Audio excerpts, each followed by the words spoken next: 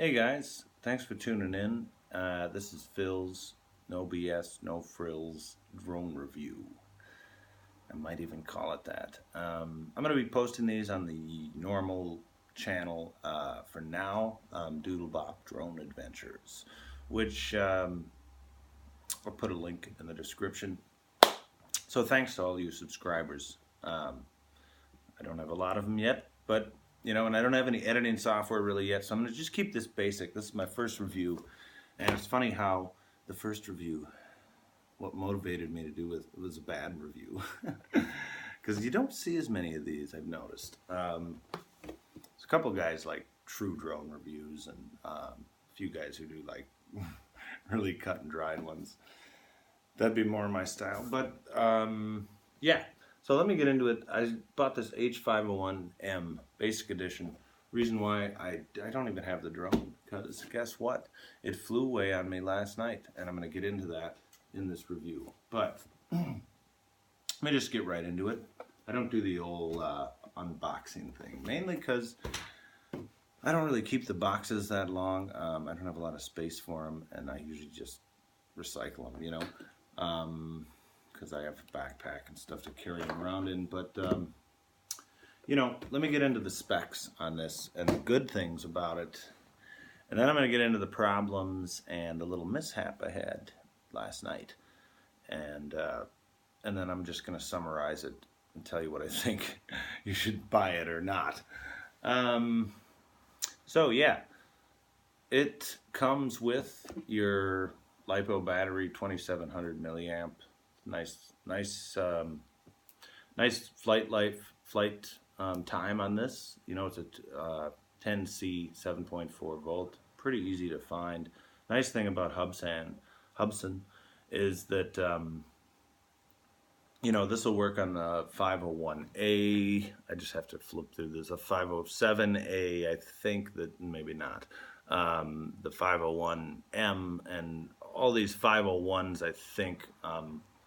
The ones that look identical to this X4, the battery will work, I'm pretty sure, because it's pretty much the same drone. I think there may be a little bigger motor on the 501A or something, and maybe has a little more power. But this thing, yeah, so it comes with that. It comes with GPS. It's inexpensive, it's it's a very solid drone. It's got a nice stable feel about it. Kind of reminds me of the Bugs 2. I'm gonna get into that too, because the bad things about it and the good things about the Bugs 2, I could do a whole another review comparing those two when I get my Bugs 2, which is coming soon. I just had a little video problem. Probably was my own mistake, but it's sent back and they're replacing it. So anyway, look, it's solid. It's brushless motors, which is great for something that's 90 euros. I think I paid on Banggood.com, which is a great site to get drones, by the way. They're very fast. They have cheap expediting service. If you're like me and you need drones quick and you want to get them, in a week versus a month. So yeah, pretty long flight time, pretty solid motor. It feels good when you bring it in the air. It's got some lift. GPS, it's got waypoints, all this stuff. There's a great app. I have to give it to Hubsan on the app side, and I'm not going to totally give up on this company because I have sent them an email about this, but it's a good app. I obviously don't have it connected, but I can still enter the actual app screen. So compared with like any other drone for 100 quid, or a lot of the other ones, I'm thinking toy grade like Holy Stone or something like that, which will probably cost you about 85 pounds sterling, so probably close to $100, and the euro, whatever. I think it comes to about 90 euro these days. The exchange rate's not great, but yeah, you've got a lot of features. It's got GPS. You can, but you've got waypoints. A really nice responsive map on the app. But let me get into the not so good things. Oh yeah, it comes with propellers, your controller here. Let me talk a little about, let me start just by talking about the controller. Okay, so this is, it's a cool little controller. I like it that it's kind of like a video game controller because it makes it easy to use, at least for me and for a lot of people, I think. But it flips right up like that, so you can, you know, put your smartphone in. Got your little Hubsan logo there. Hubsan, I don't know how you pronounce it, but look, it's a nice little extendable. You could fit a pretty big phone in there. That's all great, you know. These nice little analog control sticks, pretty clearly identifiable buttons, photo, video, your typical stuff. Return to home, auto takeoff and land, and your power button. Let me just get into this a little bit more though. The way this drone operates, and this is the main problem with it, is it uses Wi-Fi. So you put your phone in here. This is how, you know, for me, I buy a drone. I don't want to buy a lot of accessories. I know Quadcopter 101, he had a portable Wi-Fi repeater, which probably does extend the range. But look, I'm flying it in a small town too a lot. I mean, I do fly in the countryside, but usually around stuff that's interesting to view, not just a big flat field, which I shouldn't have to really be in that kind of environment just to, you know, fly this thing a couple 100 meters. But the range is fucking terrible. 70 meters. I mean, 70 meters, that's nothing. This guy here, this little toy grade quadcopter, I bet you I could get this thing out 200 meters easy. Maybe more, you know, line of sight in a field, for sure. Another problem, I'm going to get back into the controller in a second because there's another little issue with that, but calibration, you know, it comes down to calibration tolerance. Basically, I mean, I work in an industry where we have to calibrate high-end print devices. You know, I'm in the digital print field, so, you know, and I sell big equipment. So I do know how important calibration is for any device.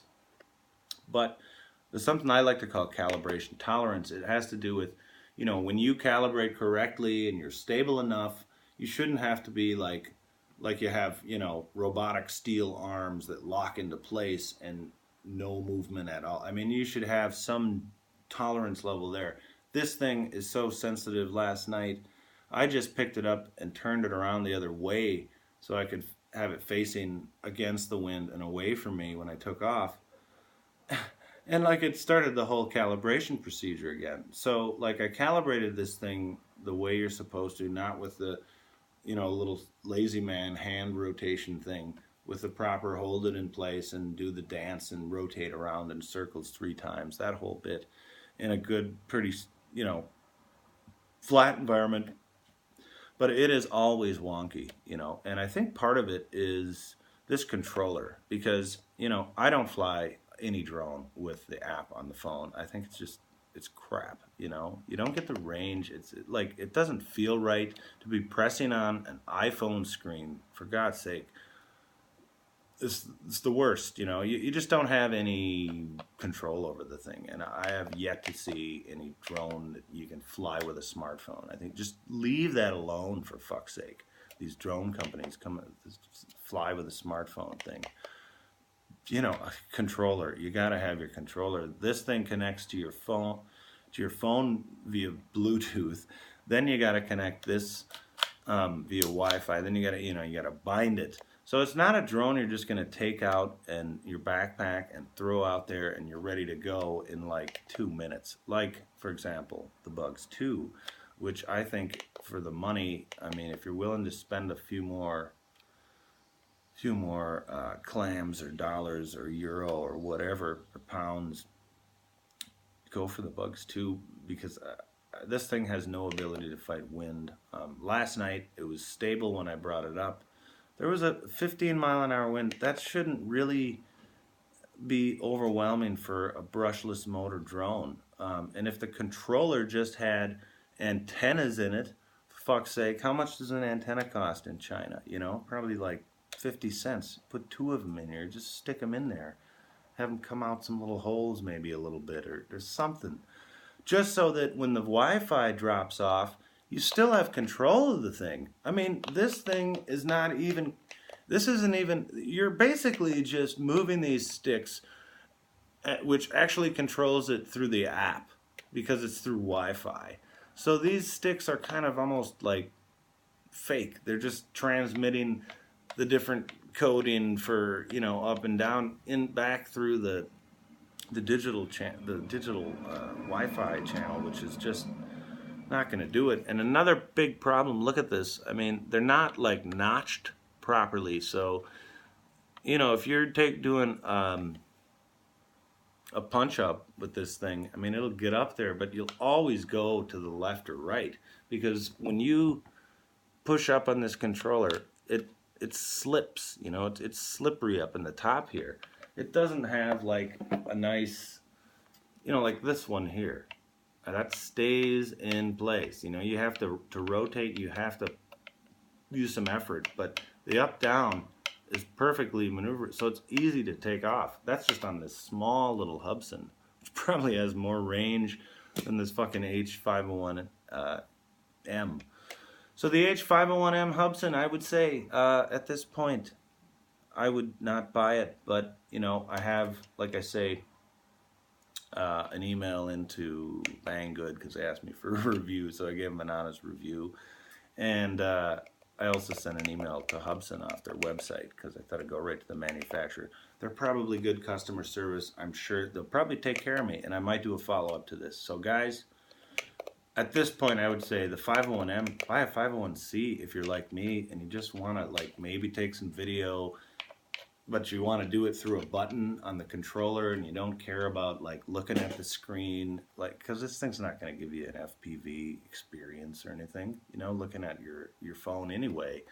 Most of the time it's a distraction, so you leave your phone at home, at least I do, and unless I'm flying like my Autel or something a little bigger, wouldn't really use the apps that much. But anyway, look, that's it for today, and that's my first drone review. So thanks guys for watching. And the Hubsan H501M, yeah, maybe save your money, maybe buy Bugs 2 or something like that.